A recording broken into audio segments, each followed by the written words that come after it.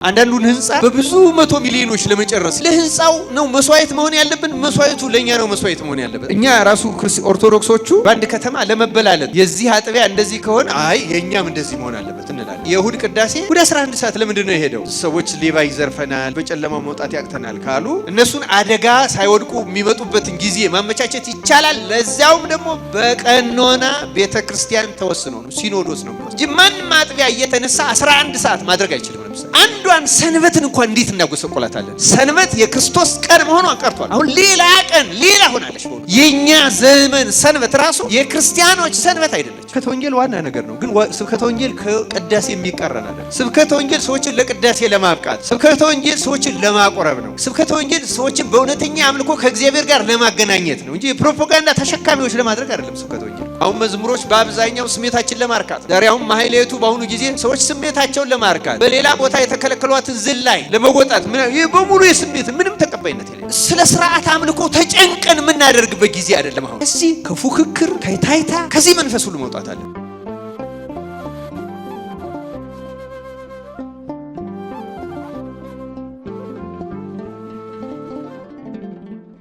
እንዴት ነው ማምለክ ያለብን? በምን መንገድ ነው ማምለክ ያለብን የሚለውን ዛሬ ባጭሩ እንማማራለን። እግዚአብሔር አምላካችን ምስጢሩን ለሁላችን ይግለጥልን። በብዙ ሊቃውንት ዘንድ መጀመሪያ የሚነሳው የሐዲስ ኪዳን ጥቅስ ዮሐንስ ወንጌል ምዕራፍ 4 ላይ ያለው ቁጥር 21 ጀምሮ ለዚያች ለሳምራዊቷ ሴት ጌታ ያላት ነው። እሱን አስቀድሜ እንነጋገራለን። እንዲህ ይላል። ኢየሱስም እንዲህ አላት፣ አንቺ ሴት እመኚኝ፣ በዚህ ተራራ ወይም በኢየሩሳሌም ለአብ የማትሰግዱበት ጊዜ ይመጣል። እናንተስ ለማታውቁት ትሰግዳላችሁ። እኛ መዳን ከአይሁድ ነውና ለምናውቀው እንሰግዳለን። ነገር ግን በእውነት የሚሰግዱ ለአብ በመንፈስና በእውነት የሚሰግዱበት ጊዜ ይመጣል፣ አሁንም ሆኗል። አብ ሊሰግዱለት እንደነዚህ ያሉትን ይሻልና። እግዚአብሔር መንፈስ ነው፣ የሚሰግዱለትም በመንፈስና በእውነት ሊሰግዱለት ያስፈልጋቸዋል ይላል። ስለ ቃሉ የእግዚአብሔር ስሙ የተመሰገነ ይሁን። የሐዲስ ኪዳን አምልኮ አንደኛ የመንፈስ አምልኮ ነው ይባላል። የምን አምልኮ በሉ? ሁለተኛ ደግሞ የእውነት።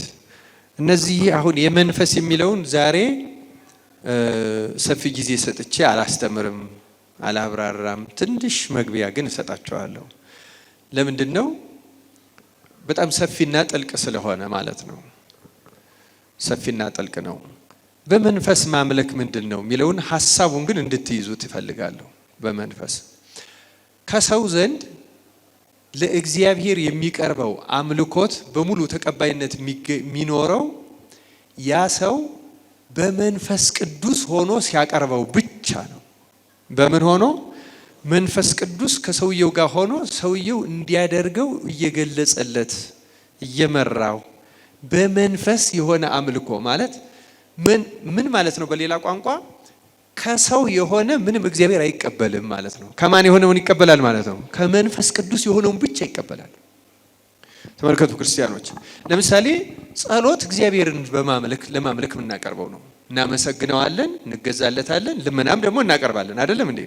እርግጥ ጸሎት ልመና የሚለውን እኛ ተወራራሽ አድርገን ነው የምንወስደው። በመሰረቱ ካየነው ግን ጸሎትና ልመና ይለያያል። ለምሳሌ ጸሎት የሚባለው ስለ ነፍስ ድህነት ብቻ የሚቀርበው ነው።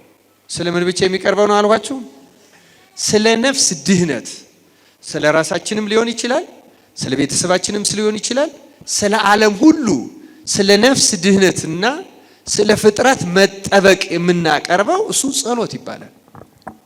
አሁን ቤተክርስቲያን የምታቀርበው እንደዚያ ናት። ቤተክርስቲያን አሁን ተመልከቱ፣ የክርስቶስ አካሉ ስለሆነች በቅዳሴ ጊዜ ምልጃዋን ተሰሙት እንደሆነ መጀመሪያ በዚህ በቤተ መቅደስ ስላለነው ክርስቲያኖች ከፓትርያርኩ ጀምሮ ስለ እያንዳንዳችን ምሳሌ ፍትሐ ዘወልዱን፣ በእንተ ቅድሳቱን፣ ጸሎተ ቡራኬውን፣ ሌሎቹንም ብንሰማቸው ይህን የሚይዙ ናቸው። ግን የማይቀሩ አሉ። አሁን ሰግደን በመጀመሪያው ስግደት ላይ ዲያቆኑ የሚያቀርበው በእንተ ቅድሳት የሚባለው ጸሎት ላይ ተሰሙት እንደሆነ ስለ ወንዞች ስለ ተራሮች ይማልዳል አይማልድም? ስለ ፍጥረት ሁሉ ነው የሚቀርበው። ምክንያቱም ክርስቶስ በመስቀል ላይ የተሰቀለው ስለ ፍጥረት ስለ ዓለም መዳን ሁሉ ነው አይደለም እንዴ? ስለዚህ ስለ ዓለም ሁሉ ቤተክርስቲያን ትጸልያለች። ለምን? ይሄ መንፈስ ቅዱስ የገለጸው ክርስቶስ ራሱ ለዓለም መዳን የፈጸመው ስለሆነ ነው። የኛ አስተሳሰብ አይደለም። ለምሳሌ ለመሪዎች ይጸለያል። ለመሪዎች ቀብታ ያነገሳቻቸው ሲሆን በስም ጠርታ ቀብታ ያነገሰቻቸው ሲሆን በምን ጠርታ ትጸለያለች? በስም ጠርታ ትጸለያለች። ለምሳሌ ለኃይለ ሥላሴ ስትል ቀብታ ያነገሰችው ነው። አንድ ንጉስ አንድ መሪ ተቀብቶ ከተሾመ በዲቁና መጠን ስልጣነ ክህነት እንዳለው ስለሚቆጠር ቤተ መቅደስ ሁሉ ገብቶ ማስቀደስ ለንጉስ ይፈቀድለታል በጥንታዊ ስርዓት። ስለዚህ ቀብታ ላነገሰችው ስሙን ጠርታ ትጸልይለታለች። ቀብታ ላላነገሰችው ግን እንዲሁ ትጸልይለታለች። ስሙን ግን አትጠራም። ስም አልሰጠችውም፣ አልቀባችውም፣ ስም አልሰጠችው። በምን ትጠራው? አትጠራው። ግን ለዓለም መሪዎች ሁሉ ትጸልያለች። ሃይማኖታቸው እስልምና ይሁን፣ ሃይማኖታቸው ይሁዲነት ይሁን፣ ሃይማኖታቸው ካቶሊክ ፕሮቴስታንት ይሁን፣ ሃይማኖታቸው ሂንዱይዝም፣ ሽንቶይዝም፣ ቡዲዝም ይሁን፣ ወይም ሌሎች የማናውቃቸው ሃይማኖት ይሁን፣ ወይም ሃይማኖት አልባም ይሁኑ፣ ስለ ዓለም መሪዎች ለኃያላኑ ለእያንዳንዳቸው ሰላምን ስጣቸው ትላለች ቤተክርስቲያን። ምን እንሰጣቸው? ምክንያቱም እነሱ ሰላም ሲያጡ ዓለምንም ሰላም ይነሱታል። አሁን እንደምናየው እግዚአብሔር ለሁሉም ሰላም ይስጣቸው። ይሄ የመንፈስ ቅዱስ ጸሎት ነው። ይሄ ለድጋፍ የሚጸለይ ጸሎት አይደለም። ለተቃውሞም አናቆመውም፣ ለመደገፍም ብለን አናሽቃብጥም። ስርዓት ባለው መንገድ ብቻ ይቀርባል። ይሄ የቀባቸው ቢያጠፋም ትገስጸዋለች እንጂ ትጸልይለታለች። ልታወግዘውም ትችላለች። ግን ስለ መሪዎቹ መጸለያዋን አታቆምም። ቅዱስ ጴጥሮስም ቅዱስ ጳውሎስም በሮሜ መልእክቱ ቅዱስ ጳውሎስ ምዕራፍ 7 ላይ ቅዱስ ጴጥሮስም በመልእክቱ ስለ ነገሥታት ስለ መሪዎች ሁሉ ጸልዩ ብለዋል። በእነሱ ዘመን የነበሩት መሪዎች በቤተ ክርስቲያን ሊቃውንት ቋንቋ አውሬዎች ይባላሉ። ምን ይባላሉ አልኳችሁ? ለምንድን ነው አውሬዎች የሚባሉት? ክርስቲያኖች በጎች ናቸው። እናንተን እነሆ በተኩላ መካከል እንደ በጎች በተኩላዎች መካከል እልካቸዋለሁ ነው ያላቸው አይደለም? ያ ጌታ ተኩላ በግን እንዲበላው እነዚያ የሮማ ጨካኝ ነገስታት ክርስቲያኖችን ይልቁንም ሐዋርያትና መምህራንን አሳደው፣ አርደው፣ ሰይፈው፣ ሰቅለው፣ አሰቃይተው፣ ፈጭተው ለአናብስት ጥለው ይገሏቸው ነበረ። ከዚህ የተነሳ ያ ዘመነ አራዊት ኤጅ ኦፍ ቢስትስ ነው የሚባል ዘመነ አራዊት። በዘመነ አራዊት ለነበሩት መሪዎች እንኳን ጸልዩላቸው ነው ያለችው ቤተክርስቲያን።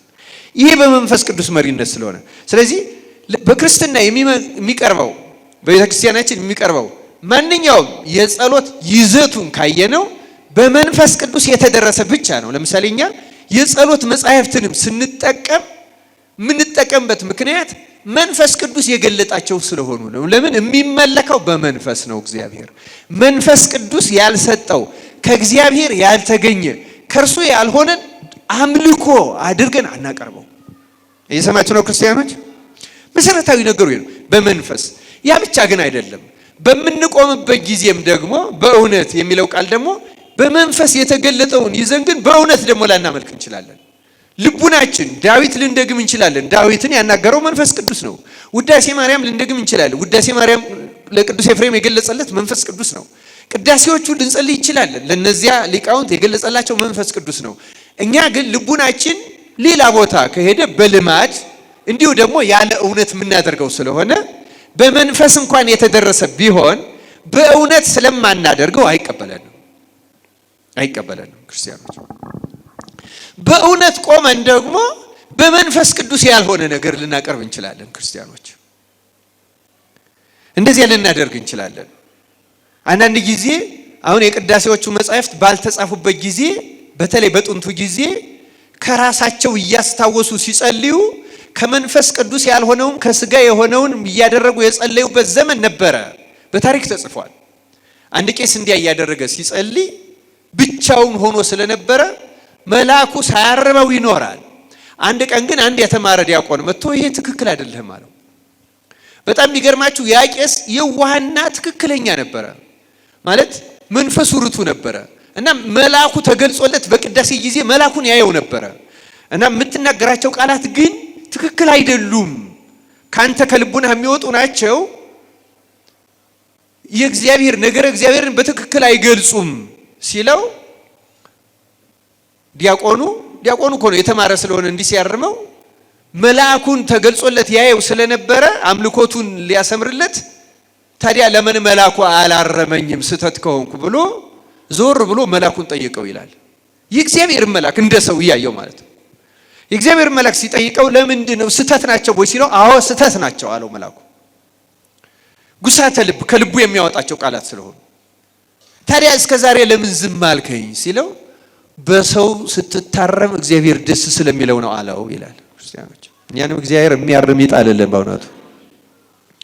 ዋናው ነገር እያብራራው ያለውት በመንፈስና በእውነት የሚሰግዱለትን አብ እንዲህ ያሉትን ይፈልጋል።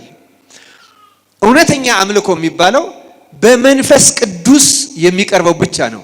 ከተቻለ እያንዳንዱ ሰው እያንዳንዱ ግለሰብ በየዕለቱ ከኃጢአቱ ነጽቶ መንፈስ ቅዱስ አድሮበት አይምሮውን ሁሉ የሚሰራለት የሚጸለየውን ሁሉ የሚቃኝለት መንፈስ ቅዱስ ሆኖ ቢያቀርበው አማናዊውና ለክርስቲያኖቹ የተገባው ሁሉ አምልኮ ያ ነው። እኛ ብዙዎቻችን ግን እዚያ ደረጃ አልደረስንም። በብዙ ድካምና መፍገምገም ውስጥ ነው የምንገኘው። ቢያንስ ግን የምንጸለየው ጸሎት በመንፈስ ቅዱስ ለበቁትና በመንፈስ ቅዱስ ለሚመሩት የተገለጸና የታወቀ ሰዓቱ ስርዓቱ ሁሉ በመንፈስ ቅዱስ ለቅዱሳን የተገለጸና የታወቀ ወይም ራሱ ጌታችን አምላካችን መድኃኒታችን ኢየሱስ ክርስቶስ ያስተማረው የገለጸውና የሰጠው ሐዋርያት በትውፊትም በትምህርትም የተቀበሉት ያ ብቻ መሆን አለበት። ክርስቲያኖች መንፈስ የሚለው በጣም ጥልቅ ነው። አንድ ሰው ከራሱ ሊጸልይ ይችላል ሲባል ምን ማለት መሆኑን መረዳት ያስፈልጋል። ከራሱ ሲባል ከስጋውና ከደሙ የወጣ ከሆነ ጌታ እንዳለው ይሄ ስጋና ደምህ አልገለጽልህም እንዳለው ስጋና ደም እውነትን አይገልጽም። በእውነት ነው የሚመለከው። ስጋና ደም እውነትን አይገልጽም። ይሄ የሚቻለው ሰዎች መንፈስ ቅዱስ ሲያድርባቸው ምን ብለው መጸለይ እንዳለባቸው ራሱ ያቀናላቸዋል፣ ያሳያቸዋል። ለዚያ ነው ሮሜ መልእክቱ ምዕራፍ 8 ቁጥር 26 ላይ ቅዱስ ጳውሎስ መንፈስ ቅዱስ በማይነገር መቃተት ይማልድልናል ይላል። ያ ማለት ምን? በእኛ ውስጥ የምንጸልየውን ለእኛ እየገለጸ ያሳይልናል፣ ያቀርብልናል። የኛ አይደለም፣ የመንፈስ ነው። ያ እግዚአብሔር እንደዚህ ያለውን የእውነትና የመንፈስ አምልኮ እንዲገልጽልን የእርሱ መልካም ፈቃድ ይሆንልን። ክርስቲያኖች መንፈስ ያ ነው የምንማርበት መሰረታዊ ምክንያት፣ የምንጾምበትና የምንጸልይበት መሰረታዊ ምክንያት በመንፈስ ቅዱስ እንድንቃኝና ብንችል በመንፈስ ቅዱስ ነገሮችን ወደምናቀርብበት ሁኔታ እንድንመጣ ነው። ክርስቲያኖች ይሄ በጣም መሰረታዊና አስፈላጊ ነገር ነው። እግዚአብሔር አምላክ እንግዲህ ለሁላችን ማስተዋሉን ይስጠን እና በእውነት ሁሉን ነገር በእውነት ነው ማድረግ ያለብን። በእውነት እንዳናደርገው የሚያደርጉ ነገሮች ምን ናቸው? የእውነት አምልኮ ለምንድን ነው የጠፋው? በእውነት ለማድረግ ስንል ምንድነው ማድረግ ያለብን የሚለውን አንድ ሁለት ሶስት ነጥቦችን ላቅርብላችሁ። አንደኛ የመጀመሪያው ክርስቲያኖች በስርዓተ አምልኮታችን ውስጥ ማስወገድ ያለብን በማንኛውም ጊዜና ሁኔታ ታይታ ከሚባል ነገር መውጣት ነው። አስተውሉ ክርስቲያኖች፣ ታይታ በጣም ክፉ በሽታ ነው። የኛ ዘመን ትልቁ በሽታ ነው። የትኛውም ዘመን በሽታ ነው። የብሉይ ኪዳንም ሰዎች ትልቁ በሽታቸው ታይታ ነው። አሁን ራሱ በእኛ ቤተክርስቲያን ውስጥ አብዛኛው ነገር ርብርቡ ለታይታ ነው።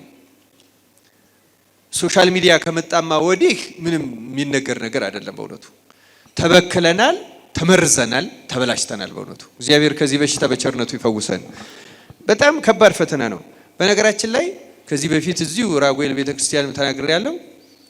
8 የሚባሉ ነፍስን የሚያረክሱ ከባባድ ኃጢአቶች አሉ። በእነዚህ ውስጥ ያለ ሰው ስጋው ደግሞ መቀበል አይፈቀድለትም እውነቱን ለመናገር እና ከነዚህ ውስጥ አንዱ ከንቱነት ነው። ከንቱነት ማለት አንደኛው ከከንቱ ነገሮች ውስጥ አንዱ ከንቱ ውዳሴ መውደድ ነው። ከንቱ ውዳሴ ማለት መመስገን መፈለግ፣ መታየት መፈለግ፣ መወደድ መፈለግ፣ መደነቅ መፈለግ፣ ለምናደርገው ነገር ዕውቅና መስጠት እና እንዲያውም አሁን ደግሞ የመጣብን በሽታ እንደው ያለን ሰውኛ ማመስገን አንችልበትም የሚል በሽታ መጥቷል ደግሞ አይደለም። ጥሩ የሚመስል ግን በጣም አደገኛ ነገር ነው። ከልባችን ማመስገን አለብን። እኔ አናመስግን እያልኩ አይደለም፣ ግን ሰዎችን በሚጎዳ መንገድ በጎ ስራቸውን በሚያበላሽ በሚበርዝ መንገድ ልናደርገው አይገባም። ሰዎች እንዳያመሰግኑ ማድረግም አንችልም። በነገራችን ላይ ማመስገንም ሊገባቸው ይችላል። በጣም አደገኛው ነገር ግን ምንድነው? ተመስጋኙ ምስጋናውን የሚፈልገው ከሆነ እኛ ስለምናደርገው ነገር ምስጋና የምንፈልገው የሚያመሰግኑን ሰዎችን የሚሰድቡንን ሰዎች ማስቆም እንደማንችለው፣ የሚጠሉንን ሰዎች የሚተቹንን ሰዎች ማስቆም እንደማንችለው፣ የሚያከብሩንን የሚያመሰግኑንን የሚያደንቁንን ሰዎች ማስቆም አንችልም። ግን የምንቀበለው ከሆነ አለቀ፣ ተበላሸ፣ ሞተ ማለት ነው። በሚሰድቡንም ጊዜ አለመሳቀቅ፣ በሚጠሉን በሚተቹን ጊዜም አለመደንገጥ፣ አለመረበሽ፣ አለመጥላት፣ አለማፈር ከንቱ ውዳሴን ለማጥፋት ትልቁ መንገድ ነው። ክርስቲያኖች አሁን ከንቱ ውዳሴ የምንወድ ከሆነ ትችት በጣም ነው የምንፈራው፣ ስስ ነው የምንሆነው። አሁን የአሁኑ ማህበረሰብ እንደዛ ነው። በነገራችን ላይ አንድ ቃል ሲነገረው ሰበረኝ፣ ሰበረችኝ፣ ተጎዳው። በቃ እኔ ብዙ ጊዜ የምለዋለኝ እዚህ አዲስ አበባ ያለች የ10 ሳንቲም ፌስታል አሁን እንኳን 10 ሳንቲም የሚባል ዋጋ የሚገዛ የለም አይደለም። እቺ ስሷ ፌስታል ስንት ሆናለች አሁን? ስንት? 2 ብር 5 ብር? ስማ ሙሉ መንፈስ ቅዱስ እኔ ገዝቻ ስለማላውቅ እንዴት ሆነ ወዳ ተወደ? እሺ ግድ የለም ዋጋውን ተውት። ግን እሷ ስስ ናት፣ ታቋታላችሁ አይደለም? ቀስ አርጋችሁ ካላስቀመጣችሁበት አንድ ድንች ጣል ስታደርጉባ ገና ምንድነው የምትሆነው? ቅድድ ትላለች አይደለም እንዴ? ያሁኑ ሰው እኔ እንደዚህ ፌስታል ነው የሚመስለኝ። አንድ ነገር ሲነካው የለም ድራሹ ነው የሚጠፋው። አንድ አስተያየት እኮ ሲሰጠው ነው። በእሳትም ፊት እንደዛው ናት። በነገራችን ላይ እሳት ፊት ብቅ ካረግና ቅልጥ አይደለም የምትለው። እሳት አሁን የፈተና ምልክት ነው ይላል ቅዱስ ጳውሎስ አንደኛ ቆሮንቶስ ምዕራፍ 3 ላይ ቤቱን እንዴት አገልግሎታችን ህይወታችን እንዴት እንዳነጽ ነው ሲናገር፣ አንዳንዱ በወርቅ የሚያንጻል አለ፣ አንዳንዱ በብር ያንጻል አለ፣ አንዳንዱ በከበረ ድንጋይ ያንጻል አለ፣ አንዳንዱ ደግሞ በእንጨት በአገዳ ያንጻል አለ። ስራው በእሳት በሚፈተንበት ጊዜ ግን አለ ስራው የጸናለት ዋጋውን ያገኛል አለ ቅዱስ ጳውሎስ። ስለዚህ አንዳንዶቻችን ህይወታችን ነፍሳችን እንደ ብር እንደ ወርቅ ከሆነች ወርቅ ብር እሳት ሲነካቸው ምን ነው የሚሆኑት? እየጠሩ ነው የሚሄዱት አይደለም ነው አይደለም? ገለባስ ምን ይሆናል? ወይም አገዳ ምን ይሆናል? ይች ፌስታ እየቀለጠ ይሄዳል። አሁን የኛ ህይወታችን እንደዚያ ነው። ፈተና አንድ ነገር ሲነካን እልም ቅልጥ ነው የምንለው። በቃ ከቤተ ክርስቲያን ሁሉ እንቀራለን። አንድ ቃል ስለ ሁለተኛ ከዚያ ቤተ ክርስቲያን አይደለም እነሱ ብሎ ደግሞ ሰዎች ናቸው እያለ የሚናገር ሰው አለ። ይህ እኮ ፌስታል መሆንን ነው የሚያመለክተው። ይቅርታ ለቃላት አጠቃቀሙ። ምንም ነገር ለክርስትና ህይወታችን ዝግጁ አይደለም። ስሶች ነን፣ የተጎዳንን። በነገራችን ላይ ለምንድን ነው እንዲህ የሚሆነው ስንል ምስጋና ነው የምንወደው፣ ምስጋና ነው የምንወደው፣ አድናቆት ነው የምንወደው። እንዴ ሰዎች እንዲያደንቁን እንዲያመሰግኑን አመቻችተን የምንናገር ሰዎች አለ። ለምሳሌ ለምስጋና እንዲመች አድርገን ለአድናቆት እና መንፈሳዊ ህይወታችን በዚህ ዘመን በእጅጉ የተጎዳ ነው ክርስቲያኖች። እንዲያውም መንፈሳዊነት ራሱ አለን ወይ ለማለት ያስቸግራል በእውነት። ምክንያቱም መንፈሳዊነት ማለት በመንፈስ ቅዱስ መሆን ማለት እኮ ነው። በመንፈስ ቅዱስ ውስጥ መሆን፣ ከመንፈስ ቅዱስ ጋር መኖር፣ መንፈስ ቅዱስ በሚፈቅደው መንገድ መሄድ ማለት ነው። እንደዚህ አይነት ሰዎች አይደለንም እኛ። ከኛ አስተሳሰብ ነው የምናደርገው እና የዚህ ዋናው 8ቱ ኃጢያቶች አንስቼ ነው ይሄን የምለው። ይሄ ከንቱ ውዳሴ የመመስገን ከዚህ ጋር የሚታየው አምልኮታችን እንዲታይ መፈለግ። አሁን ስጦታዎች ለምሳሌ እየተቀየሩ ነው አይደለም እንዴ?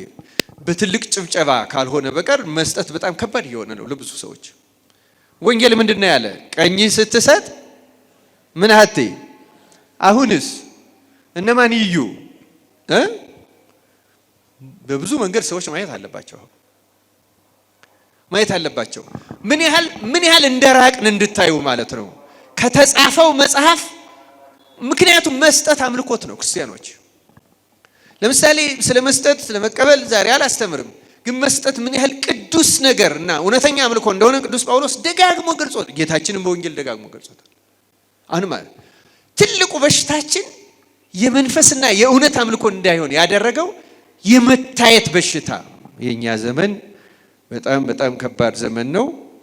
ባለፈው በማህበራዊ ሚዲያ መነጋገር የነበረው አሉ፣ ደጋግሜ ነው የምናገረው። በጣም ጉድ ያስባለን። አንድ ቄስ መቅደስ ውስጥ መጋረጃው ተጋርዶ ነው አሃዱ ሲል ቄስ አይታችሁ ታውቃላችሁ? አሃዱ በሚባል ጊዜ አሃዱ የሚለውን ቄስ አይታችሁ ታውቃላችሁ? የለም። ሰውየው ምን አደረገ? በዚያኛው በመንበሩ በኩል ስልኩን አድርጎ ላይ ቦቶ መቅደስ ውስጥ ያሉት እንዳያዩት የተከለከለውን አሕዛብ ሁሉ እንዲያዩት ማለት ነው በማህበራዊ ሚዲያ። እዚህ አሁን ቅዳሴው ላይ ያልቀረ ትእዛዝ አለ። እኛ አሁን ንዑሰ ክርስቲያንን እያመጣን እያስተማርን እያጠመቅን አይደለንም፣ ግን አዋጅ አለን። ጻኡ ንዑሰ ክርስቲያን የሚል አይደለም? ትሰሙታላችሁ።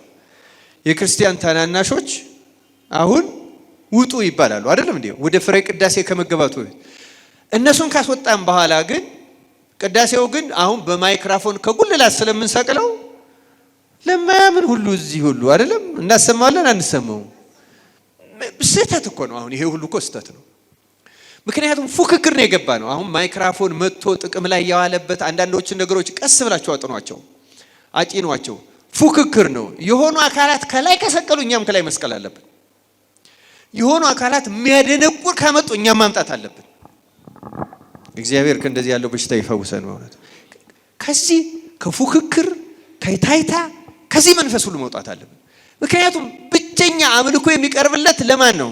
ለእግዚአብሔር ነው። እንዲያውም ቃሉ የሚለው በስውር የሚያይ አምላክ በግልጥ ምን ያደርጋል?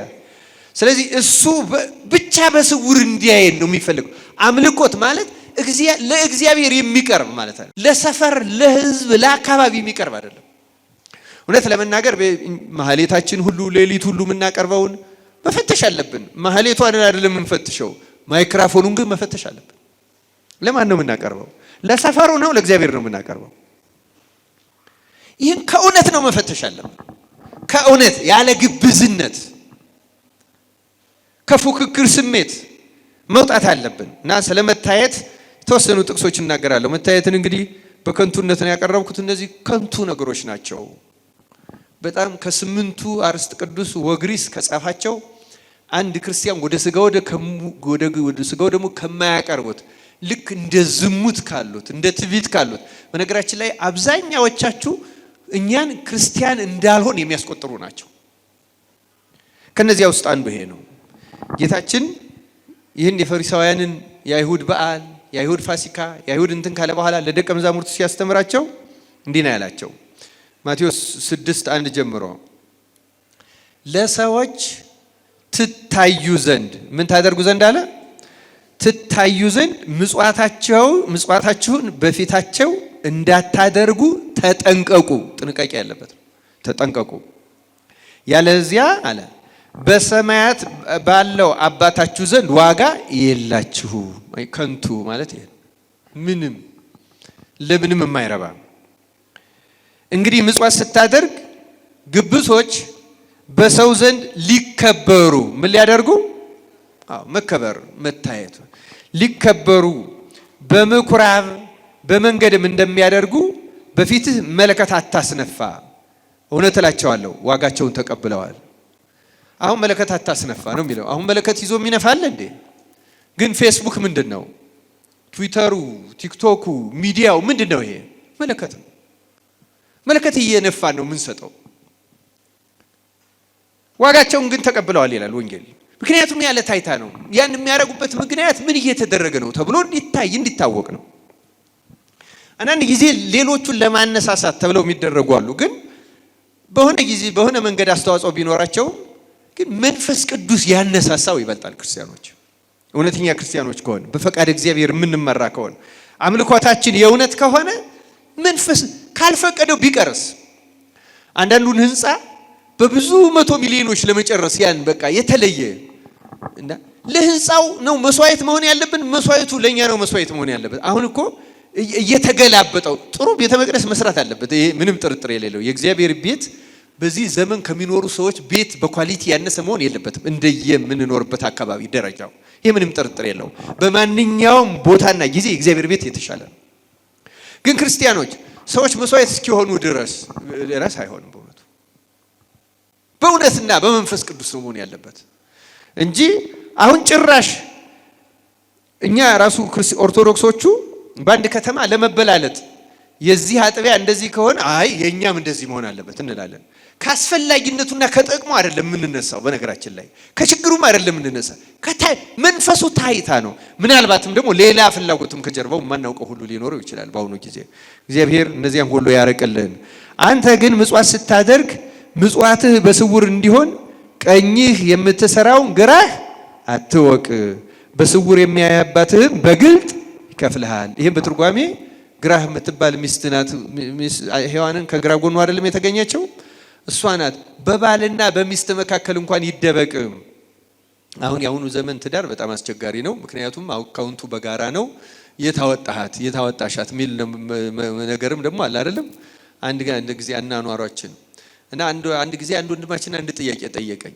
አንድ ሽምግልና ተቀምጠን አካውንቱ አንድ መሆን አለበት፣ እሱም ያወጣውን አላውቅም እሷም የት እንደሚደርስ አላውቅም ተባባሉ። እና እንደዚህ ያጋጥማል አንዳንድ ጊዜ።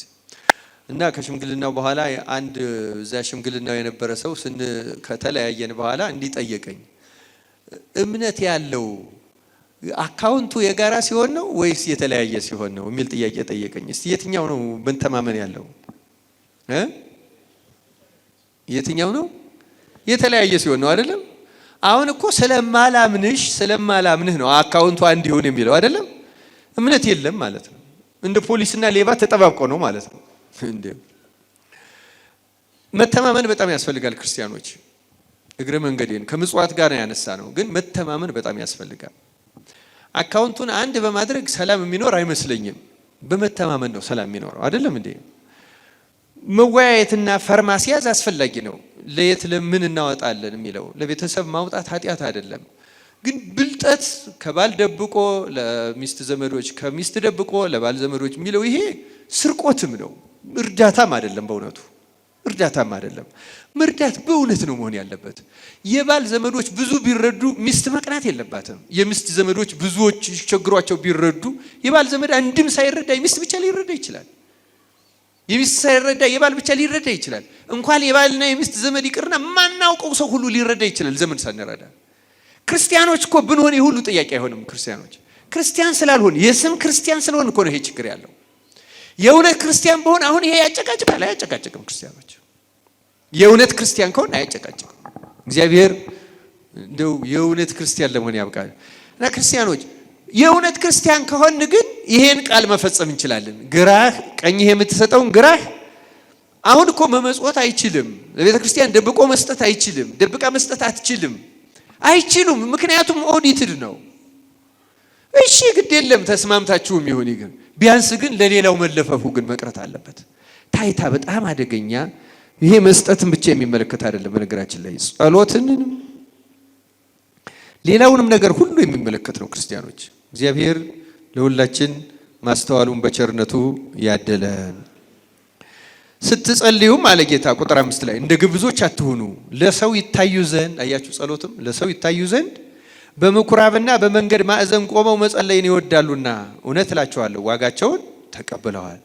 አንተ ግን ስትጸልይ ወደ እልፍኝህ ግባ፣ መዝጊያህንም ዘግተህ በስውር ላለው አባትህ ጸልይ፣ በስውር የሚያይ አባትህም በግልጥ ይከፍልሃል ይላል። ስለ ቃሉ እግዚአብሔር ስሙ የተመሰገነ ይሁን።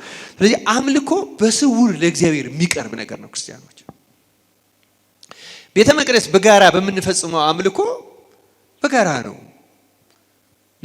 ሳንተይ ተደብቀን እናስቀድስ ልንል አንችልም።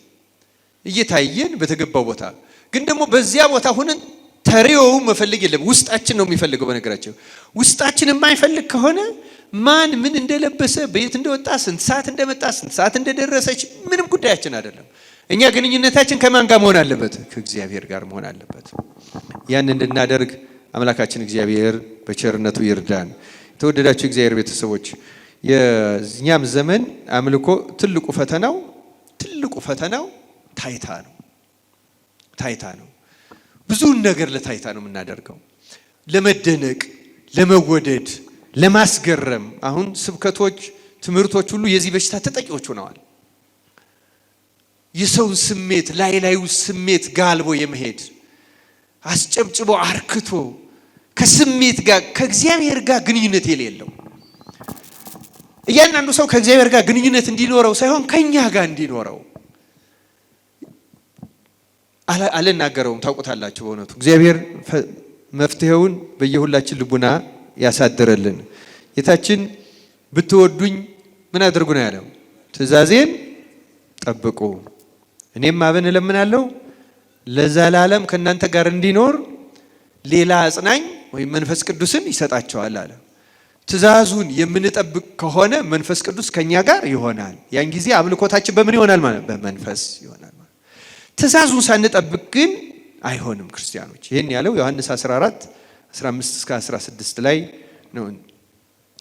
በቅዱሳን አበው ታሪክ እንኳን ለሰው ለማሳየት ይቅርና ለእግዚአብሔር እንኳን እግዚአብሔር ይህንን እንዲያይልኝ እንፈልጋለን ብለን የምናደርገው እንኳን ስተት መሆኑን የሚያሳይ አንድ ታሪክ ተጸንፎ አንብቤ ያለው። ምንድነው ይሄ? ብቻውን በብህቱና የሚኖር አንድ አባት በጣም የሚገርም ነው። ሲጸልይ ለአንብ ደርሶ ማለት እንደ ሰን ውሃ ሳይሰቀቅ እንባው የሚወርድ ነበረ እና እግዚአብሔር በስራዬ ደግሞ ይጠይቀኛል ይላል እና ሰይጣን መቼም ከንቱ ውዳሴን ወደ ልቡናችን የሚያስገባበት መንገድ በጣም ረቂቅ ነው። በኋላ እግዚአብሔር ቢጠይቀኝስ አላሰበና ምን በጎ ስራዬን አሳየዋለሁ፣ ምን በጎ ስራ አለኝ ብሎ ሲያስብ ሰይጣን እንባህ እኮ አያችሁ፣ እንባህ እኮ እግዚአብሔር ሊያይልህ ይችላል፣ እንባህን አጠራቅም የሚል መንፈስ አሳደረበት። በኋላ ብቻውን ነው የሚጸልየው፣ በስውር ነው የሚጸልየው፣ ማንም አያየው። ግን ዕቃ አዘጋጅቶ እንባውን ማጠራቀም ጀመረ። እንባው ሲወርድ በቃ ያቆተዋል። እግዚአብሔር ሆይ ይህን እንባዬን ተቀበልለዋለሁ ብሎ ማለት እና በአንድ ዕቃ የሆነ ካጠራቀመ በኋላ አንድ ቀን እግዚአብሔር ሊገስጸው ሊያስተምረው ፈልጎ ራእይ ያሳየው። ራእይ ያሳየው ምንድነው? ሞቶ ወደ እግዚአብሔር ሲቀርብ የእግዚአብሔርን ፍርድ ፈርቶታል። ያችን ያጠራቀማትን እንባ ይዞ ሲቀርብ እና መልአኩ እግዚአብሔር ምን አለው? ይሄ እንባህማ እኔ እንዳየው ብለህ ያጠራቀምክ ስለሆነ በዚህ ዋጋ አልሰጥህም፣ ድፋው አለው። ተደብቆ አንድ ቤት ውስጥ በሚጸለየው ጸሎት እኮ ልክ በዚህ ደንግጦ አዝኖ ዘወር ሲል ግን መልአኩ በትልቅ ዕቃ እንባ ይዞ አየው። ይህስ ምንድነው ሲለው ያላጠራቀምከውን እንባ ግን ይኸው እግዚአብሔር ይዞልሃል። ስትረሳው ተመጽተህ ስትጸልይ ጨርቅህ ላይ የሚወርደው መሬት ላይ የሚወድቀው በእጅህ የጠረከው ለታይታ ያላጠራቀምከውን ይኸው እግዚአብሔር አጠራቅሞልሃል። ለታይታ ያጠራቀምከው ግን አይጠቅምህም ብሎ ደፋው አለ። ሲነቃ በህልሙ ነው፣ በራእይ ነው። ከዚያ በኋላ እንባውን ማጠራቀም ተወ። ለእግዚአብሔር እንኳ ብሎ ለማሳየት አይደረግም ክርስቲያኖች። እግዚአብሔር የተረዮ በሽታን ያጥፋልን። ለማንም ብለን ለማሳየት አምልኮታችን ከንቱ የሚያደርገው እንዳልኳችሁ ስጦታ አምልኮ ነው፣ ጸሎት አምልኮ ነው፣ ስግደት አምልኮ ነው፣ ማንኛውም ነገር አምልኮት ነው። እነዚያም በሙሉ ለሰው ለመታየት ብለን ካደረግናቸው በሙሉ ከንቶዎች ናቸው። እግዚአብሔር አምላክ ይህን የተረዮ በሽታ ከኛም ከወገኖቻችን ከህዝበ ክርስቲያን ሁሉ ያርቅልን፣ ያጥፋልን። ሁለተኛው እና በዚህ በመንፈስና በእውነት ማምለክ ውስጥ ማስተካከል ማድረግ የሚገባን ዛሬ እንደ ሁለተኛ ነጥብ የምናየው ክርስቲያኖች ራስን ማስተካከል። እስቲ ራስን ማስተካከል በሉ። ማንን ማስተካከል? አሁን ይኸውላችሁ፣ አሁን ሰው ቤተ ክርስቲያንን ማስተካከል ነው የሚፈልገው። በነገራችን ላይ አሁን ሰው የቅዳሴ ሰዓትን ማስተካከል ይፈልጋል። የጸሎት ስነ ስርዓትን ማስተካከል ይፈልጋል። የጾም ሰዓትን ማስተካከል ይፈልጋል። አምልኮታችን ውስጥ ብዙ ነገር ቢስተካከል ከዚህ ዘመን ጋር እኮ አይሄድም የምንለው ነገር አለ የለም? ብዙ ሰዎች አሉ። እነዛን ማስተካከል አይደለም። ማንን ነው ማስተካከል ያለብን? አሁን ሌላውን ነገር ከእግዚአብሔር የተሰጠው ማስተካከል የሚፈልግ ነገሮቹን ከራሱ ፍላጎት ጋር ማጣጣም ነው የሚፈልግ ሰው ነው። በነገራችን ላይ ከኛ ፍላጎት ጋር ማጣጣም። አሁን ይሄን ማስተካከል ምእመናን ብቻ አይደላቸውም፣ ምእመናን ብቻ አይደሉም በዚህ በሽታ። እንዲያውም የአጥቢያ አስተዳደሮች ብዙ ነገር ያበላሻሉ በዚህ ዘመን፣ በተለይ በአዲስ አበባና በትልልቅ ከተሞች። ለምሳሌ በአሁኑ ጊዜ ቅዳሴ፣ የእሁድ ቅዳሴ ወደ 11 ሰዓት ሄዷል አልሄደም? ወደ 11 ሰዓት ለምንድን ነው የሄደው? ረፋዱ ላይ ለሚደረገው ለዚህ ውጭ አውደ ምሕረት ላለው ነገር ታስበው ነው አይደለም? በጣም የሚገርም ነው። ዋናው እኮ ቅዳሴው ነው። አሁን አንዳንድ ሰዎች ዋናው ስብከተ ወንጌል ነው ይላል። ስብከተ ወንጌል ዋና ነገር ነው፣ ግን ስብከተ ወንጌል ከቅዳሴ የሚቀረን አይደለም። ስብከተ ወንጌል ሰዎችን ለቅዳሴ ለማብቃት ነው። ስብከተ ወንጌል ሰዎችን ለማቆረብ ነው። ስብከተ ወንጌል ሰዎችን በእውነተኛ አምልኮ ከእግዚአብሔር ጋር ለማገናኘት ነው እንጂ የፕሮፓጋንዳ ተሸካሚዎች ለማድረግ አይደለም። ስብከተ ወንጌል እኮ ስብከተ ወንጌል ተፈጥሮ ሰዎችን ዋና አምላኪዎች ለማድረግ ነው ክርስቲያኖች። እና አሁን ሰዎችም በእውነቱ የሆነ ሰዓት ረፋር ደርሰው በቃ እግዚኦታ ሲባል ከደረስኩ ይላሉ አይደለም አንዳንድ ሰዎች። ማስተካከል እንኳን ካለብን ልናስተካከለው የምንችለው ወደ አስረፍደን ወደ ጧት ወደ 1 ሰዓት በማምጣት ብንገፋው አንድ ምክንያት ሊሆን ይችላል። በአሁኑ ዘመን ሰዎች ሌባ ይዘርፈናል፣ በጨለማ መውጣት ያቅተናል ካሉ እነሱን አደጋ ሳይወድቁ የሚመጡበትን ጊዜ ማመቻቸት ይቻላል። ለዛውም ደግሞ በቀኖና ቤተክርስቲያን ተወስኖ ነው፣ ሲኖዶስ ነው የሚወስነው እንጂ ማንም አጥቢያ እየተነሳ 11 ሰዓት ማድረግ አይችልም። ለምሳሌ በሌሊት ጨርሶ አንዳንዱ ሰው ደግሞ ይሄ ለቁባችንም ጥሩ ነው ለድራችንም ጥሩ ነው ሊል ይችላል። ያቺ እኮ የተመረጠች ሰዓት ናት እንዴ! 6 ቀን ስራ 7ኛውን አክብርተው አንዷን ሰንበትን እንኳን እንዴት እናጎሰቆላታለን? ለዚያ እኮ ነው እግዚአብሔር ሰንበቶቻችሁ ያለው። አሁን አበላሽተነዋል እኮ። ሰንበት የክርስቶስ ቀን መሆኗን ቀርቷል እኮ። አሁን ሌላ ቀን ሌላ ሆናለች። በእውነቱ የኛ ዘመን ሰንበት ራሱ የክርስቲያኖች ሰንበት አይደለችም። እኛም እንደዛ ነን። አሁን ከቅዳሜ ማታ ጀምሮ በጥንቷ ቤተክርስቲያን አሁን ዋዜማ የሚባለው ቪጂል በእንግሊዘኛ የሚባለው አሁን እኛ ዋዜማ የምንለው በቅዱስ ያሬድ የምንቆመው ከዛ የመጣ ነው፣ ግን ከመሰረቱ ርቋል። ዋዜማ መላው ምእመናን መገኘት አለባቸው። ለምሳሌ መላው ምእመናን ዓላማው ለምንድን ነው? ለነገ ጧት ለቅዳሴው ማዘጋጀት ነው። የሰሩትን ኃጢአት እያስታወሱ በቃል እግዚአብሔር እየተመከሩ እየተገሰጹ እየተጸጸቱ ንስሐ እየገቡ እየተማሩ እየተጸለዩ አምሽተው ሄደት ብለው ደግሞ አርፈው ይመጣሉ። አሁን ግብጾች አሁን ራሱ እንደዚህ ያደርጋሉ። ቅዳሜ እስከ ምሽቱ 4 ሰዓት ቤተ መቅደስ ነው የሚያመሹት። ምክንያቱም ዋዜማው በነገው ቅዳሴ ነው የሚደመደም። አሁን እንዲያውም በሰዓት ለማመቻቸት ተብሎ ነገ ክብረ ከበዓል ከሆነ ከዛሬው ቅዳሴ በፊት የነገው ዋዜማ ይቆማል። ምንም ትርጉም የሌለው ነው። ምንም በሚስጥርም በስራ ምንም ግንኙነት የሌለው ምንድነው? ስለ ስርዓት አምልኮ ተጨንቀን የምናደርግበት ጊዜ አይደለም። አሁን አመችነት ከሰዓት ጋር ከምግብ ሰዓቱ ጋር ብዙ ነገሩን አበላሽተነዋል። አሁን ስናየው ከላይ ጥሩ ነው የሚመስል፣ ግን መሰረታዊ ነገሮችን ደግሞ ያናጋል። ብዙ ነገሮችን ያገናኛል። ሰንበት እንደ ሰንበት አይደለም እንጠቀምባት ክርስቲያኖች።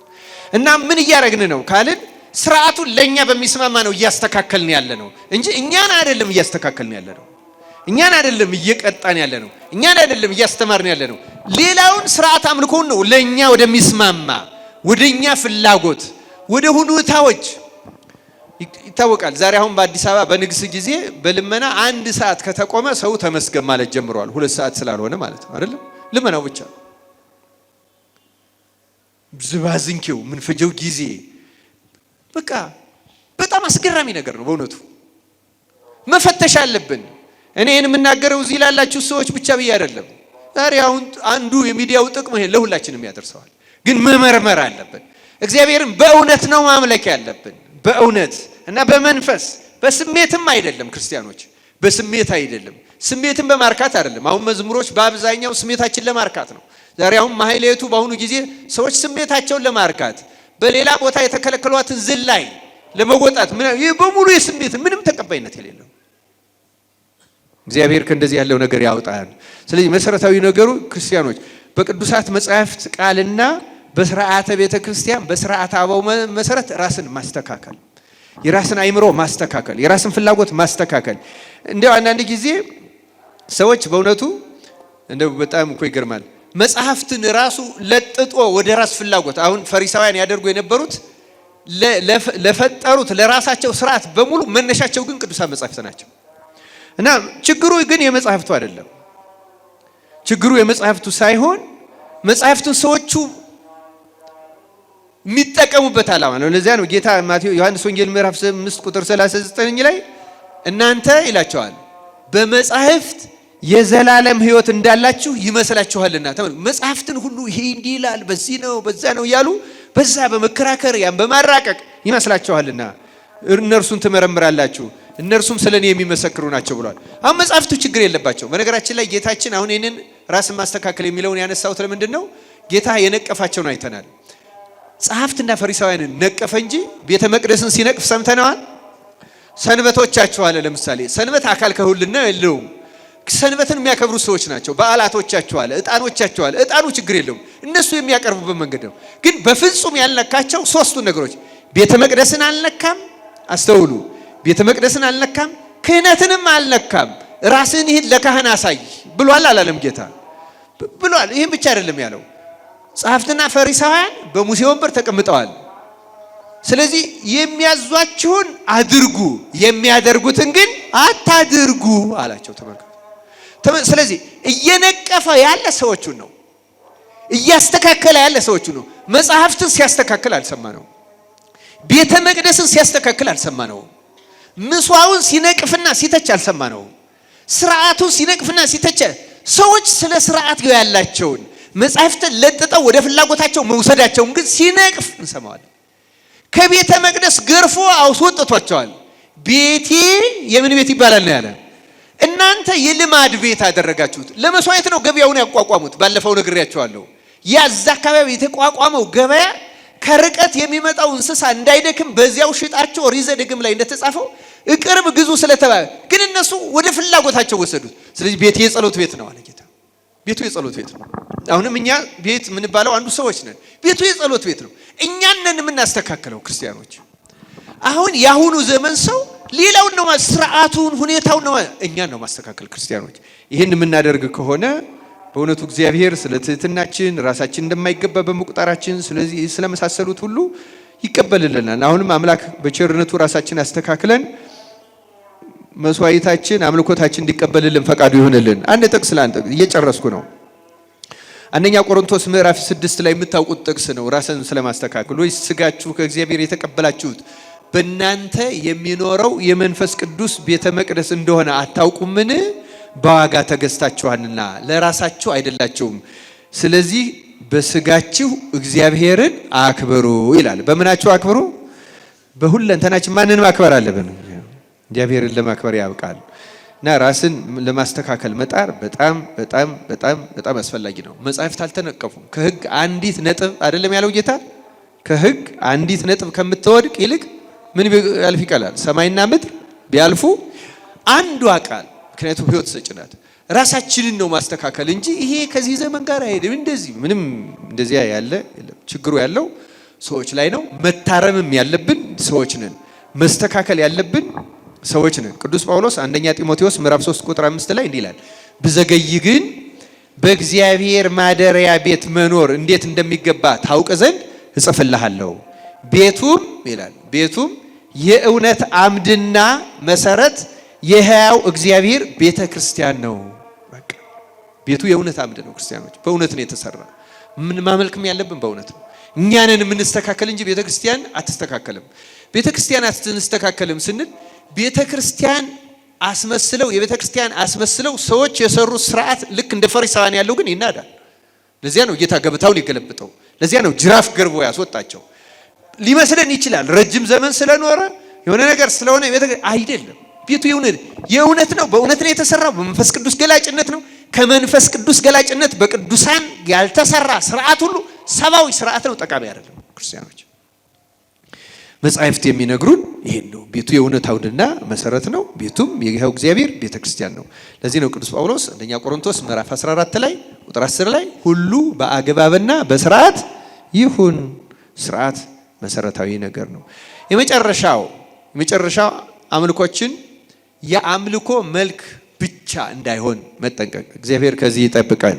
ጥቅሱን ታውቁታላችሁ። ቅዱስ ጳውሎስ ሁለተኛ ጢሞቴዎስ ምዕራፍ 3 ላይ ነገር ግን በመጨረሻው ዘመን የሚያስጨንቅ ዘመን እንዲመጣ ይህን እወቅ፣ ሰዎች ራሳቸውን የሚወዱ ይሆናሉና ይላል። ማንን የሚወዱ? ገንዘብን የሚወዱ። ራሱን የሚወድ ሰው ገንዘብ ይወዳል አይወድም? ራሱን የሚወድ ሰው ትምክህተኞች ይላል። ትዕቢተኞች፣ ተሳዳቢዎች፣ ለወላጆቻቸው የማይታዘዙ፣ የማያመሰግኑ፣ ቅድስና የሌላቸው፣ ፍቅር የሌላቸው፣ እርቅን የማይሰሙ፣ ሐሜተኞች፣ ራሳቸውን የማይገዙ፣ ጨካኞች፣ መልካም የሆነውን የማይወዱ፣ ከዳተኞች፣ ችኩሎች፣ በትዕቢት የተነፉ፣ ከእግዚአብሔር ይልቅ ተድላን የሚወዱ ይሆናሉ ይልና የአምልኮት መልክ አላቸው፣ ኃይሉን ግን ክደዋል። ከነዚህ ደግሞ ራቅ። ወደ ቤቶች ሸልከው እየገቡ ኃጢአታቸው የተከመረባቸውን በልዩ ልዩ ምኞት የሚወሰዱትን ሁልጊዜም እየተማሩ እውነቱን ወደ ማወቅ ሊደርሱ ከቶ የማይችሉትን ሞኞቹን ሴቶች የሚማርኩ ከነዚህ ዘንድ ናቸውና ይላል። ስለ ቃሉ እግዚአብሔር ስሙ የተመሰገነ ይሁን። እህቶቻችን እንግዲህ በእናንተ አንቀጽ ይነገር እንጂ ሞኞቹንም ወንዶች ሊባል የሚችል ነው። በእውነቱ ብዙ አለ ሙኝ የሚማረክ ዝም ብሎ እንደዚህ ነው እንደዚህ ብቃት እንዳላቸው። በእኛ ሀገር ይገርመኛል። አንድ ሰው እስቲ በሌላው ሲታለል እኔ እመቤቴ ማርያም ነኝ በሚል ሴት እንዴት ይታለላል ሰው? በጣም ይገርመኛል። እኔ ካላንደሩን አውቀዋለሁ ኦርቶዶክስ አይደለም ተዋህዶ ነን በምትል ሴትዮ እንደ ሰው እንዴት ይታለላል በዚህ ዘመን? ምክንያቱም መንፈስ ቅዱስ ሲለየን ማንም ለምንድን ነው የምንታለል ካላችሁ በሁለት ምክንያት ነው የምንታለለው። በነገራችን ላይ ይሄን ማየት ይችላል። በሁለት መሰረታዊ ምክንያቶች ነው የምንታለለው። አንደኛውና መሰረታዊው ነገር እውነትን አናውቅም። ስለማናውቅ ይሄ ያለው ትክክል ይሁን ይሄ ያለው ትክክል ይሁን አናውቀው አይደለም እንዴ? ለምንድን ነው እውነትን የማናውቀው? በመንፈስ አይደለንም፣ ትክክል አይደለንም። እውነቱን የማያውቅ ሰው ምን ነገሌ እንዲህ ይላሉ ነገሌ የትኛው እንደሆነ እኔ ምን ተስማምታችሁ ንገሩን የሚል ሰው ሁሉ አለ አይደለም? ደግሞ ራሱን ያወጣ እየመሰለው የመጨነቅ ነው። እውነትን ማወቅ ግን ግዴታ ነው። ክርስቲያኖች እውነትን ማወቅ ግዴታ ነው፣ ክርስቲያናዊ ግዴታ ነው። በመጽሐፍት ያለውን ማወቅ ነው እውነትን ማወቅ። በተለይ በመንፈስ ቅዱስ ከሆነ ደግሞ በመጽሐፍት እንኳን ያልተነገረው መንፈስ ቅዱስ ራሱ እውነተኛውን ክርስቲያናዊ ሕይወት ያለው ሰው አጭበርባሪ ሰው አያጭበረብረው ማጭበርበር። ምክንያቱም መንፈስ ቅዱስ ይመራዋል፣ ይነግረዋል፣ አይሄድም። አሁን አንዳንድ እናቶች ትምህርት ምንም ጥቅስ ምንም የማያውቁ አሉ። አጭበርባሪ ግን በፍጹም የማይሰሙ፣ ምክንያቱም መንፈስ ቅዱስ ይጠብቃቸዋል። የማናውቅበት መሰረታዊ ምክንያት ይሄ ነው ክርስቲያኖች።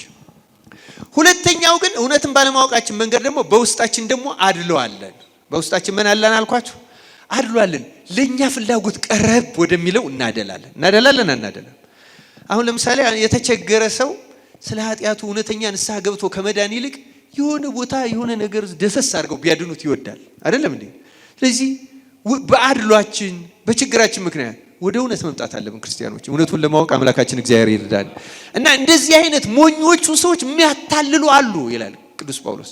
እና እነዚህ ደግሞ ተቀባይነት እንዲኖራቸው የጸሎት እንደዚህ ነው የሚደረገው በዚህ ምንድነው ችግሩ ይላሉ። ሌሎችም ጥያቄዎች እግዚአብሔር ከእንዲህ ያለው በሽታ ሁላችንን የሚያድነን። መፍረድ መተቸት ሊመስል ይችላል ክርስቲያኖች፣ ግን ለጽድቅ የማይሆን የትኛውም ነገር አስፈላጊ አይደለም። ምንም ያህል በቤተ ክርስቲያን ቢፈጸም ምንም ያህል ጸሎት ምን ይሄ የአምልኮ መልክ ቢኖረው ከንቱ ነው። በእውነት መሆን አለበት። በእውነት እንድናደርገው አምላካችን እግዚአብሔር ይርዳን። የመጨረሻው ጥቅሳችን ያዕቆብ መልእክት ላይ ያለው ነው። ከዚህ ጋር የተናገነ ነው። እሱም ብዬ ትምህርቴን እጨርሳለሁ፣ ጊዜ ወስጃለሁ። ነገር ግን ነፃ የሚያወጣውን ፍጹሙን ሕግ ተመልክቶ የሚጸናበት ምን የሚያደርግበት የሚጸናበት ስራንም የሚሰራ እንጂ ሰምቶ የሚረሳ ያልሆነው። እየሰማችሁ ነው አይደለም? ከሰማን በኋላ ምን የሚያደርገው ነው? ስራ የሚሰራበትን እንጂ ሰምቶ የሚሰማ ያልሆነው። በጣም ይገርማል። ያልሆነው ካለ በኋላ በስራው የተባረከ ይሆናል ይልና አንደበቱን ሳይገታ ልቡን እያሳተ እግዚአብሔርን የሚያመልክ የሚመስለው ማንም ቢኖር የእርሱ አምልኮ ከንቱ ነው ይላል። ርዕሳችን አምልኮታችን ነው አይደለም? አሁን አንደበታችን በዚህ ዘመን የተገራ ነው ያልተገራ ነው? አዎ እውነት ለመናገር ስድቡ፣ ሐሜቱ፣ ትችቱ፣ ቀልዱ፣ ነገረ ዘርቁ እና ያን ሳንገታ ያ ጨዋታ ነው ለኛ፣ ያ መዝናናት ነው፣ ያ ፌሽታ ነው። እዚህ ስንመጣ ደግሞ ከንቱ ነው። ያው አምልኮታችን ከንቱ የሚያደርገው ይሄ ነው። ክርስቲያኖች ከንቱ ነው የሚያደርገው። ቅዱስ ያዕቆብ ይቀጥልና እንዲህ ይላል፣ ንጹህ የሆነ ይላል። እንዴት ነው አምልኮታችን ካለ ንጹህ የሆነ ነውርም የሌለበት አምልኮ በእግዚአብሔር አብ ዘንድ ይህ ነው፣ ወላጆች የሌላቸውን ልጆች ባልቴቶችንም በመከራቸው መጠየቅ በዓለምም ከሚገኝ እድፍ ሰውነቱን መጠበቅ ነው ይላል። ስለ ቃሉ የእግዚአብሔር ስም የተመሰገነ ይሁን። ያዕቆብ 1:25 እስከ 27። አሁን ቅዱስ ያዕቆብ በሁለት አረፍተ ነገር ነው የዘጋው። አንደኛው በዓለም ከሚገኘው እድፍ ሰውነትን ምን ማድረግ ነው? መጠበቅ፣ መንጻት ማለት ነው። ሳንነጻ የምናቀርበው አምልኮ ሁሉ ከንቱ ነው። እየለፈለፍን ከላይ የተገለጸው እያማን፣ እየሰደብን፣ እየረከስን የዝሙቱን የዚህን ዓለም የምኑን እያወራን ከንቱ ነው። ክርስቲያኖች አምልኮታችን ከንቱ ከሚያደርጉት አንደኛው ነገር ይሄ ነው። ስለዚህ ከዚህ እድፍ ነፃ መውጣት፣ ራስን ማስለመድ። ቅዱስ ጳውሎስ ራስህን ለበጎ ነገር አስለመድ የሚልበት ቦታ አለ። ራስን ማስለመድ ማለት ከለፍላፊነት ለመውጣት ራስን ማስለመድ ያስፈልጋል። ራስን ማስለመድ በጣም አስፈላጊ ነው። ላለማማት ራስን ማስለመድ፣ ከነዘገረ ዘርቅ ከጨዋታ አሁን ስለሚጨንቀን ቀኑ አልመሽልን ብሎ እንደዚያ ቀኑ የማይመሽልን እኮ በስንፍና ውስጥ ስላለ ነው። በነገራችን ላይ የሚሰራ ሰው፣ የሚያነብ ሰው፣ የሚጸልይ ሰው ቀኑ ይበቃዋል። እንዴ አይበቃውም። በእውነቱ አይበቃውም። ራስን እያስለመድ ምንም የምታደርጉ ከሌለ የሆነ መጽሐፍ ከቅርባችሁ አድርጉና ብርግ አድርጋችሁ አንብቡ። ከሆነ ሰው ጋር ከሆነ ቅዱስ ጋር ትነጋገራላችሁ። አይምሯችሁ ይታነጻል። ከነገረ ዘርቅ እንወጣለን እና ከዚህ ዓለም እድፍ ብሎ አጠቃለለው። ከዚህ ዓለም እድፍ ነፃ እንድንወጣ አምላካችን እግዚአብሔር ይርዳን። ከዚያ አምልኮ ጸሎት ብቻ አይደለም። ለዚያ ነው ጌታ ባለፈው ትምህርታችን ላይ በትንቢተ ኢሳይያስ ጾማችሁን እኔ የምወደው ጾም ይሄ ነው የሚለውን አንብበን አይተነዋል አይደለም? ይህን ነው የሚደግመው ቅዱስ ያዕቆብ። ጾም ጸሎቱ አምልኮ አይደለም አያስፈልግም እያለ አይደለም። ግን እነዚህ ትምህርታችን ስንጀምር እንደጀመር ነው ጸሎታችን ሁሉ እግዚአብሔር የሚጸየፈው፣ ጾማችን የማይቀበለው፣ ሰንበታችን፣ በዓል አከባበራችን፣ በዓላቶቻችሁ የኢትዮጵያውያን በዓል ልክ የአይሁድ እንደተባለው የሚባል ከሆነ ምን ይጠቅመናል በእውነት? ስለዚህ እግዚአብሔር በዓሌ የሚለው እግዚአብሔር ሰንበቴ የሚለው እግዚአብሔር የሚቀበለው እንዲሆን ራሳችንን ማስተካከል አለብን። አምላካችን እግዚአብሔር ለሱ የሚቀበለው አምልኮ አቅርበን ከሱ ጋር ታርቀን በሀገራችን ከምናየው መቅሰፍት ለመዳን ያብቃን። ይቆየን። ወስብሐት ለእግዚአብሔር።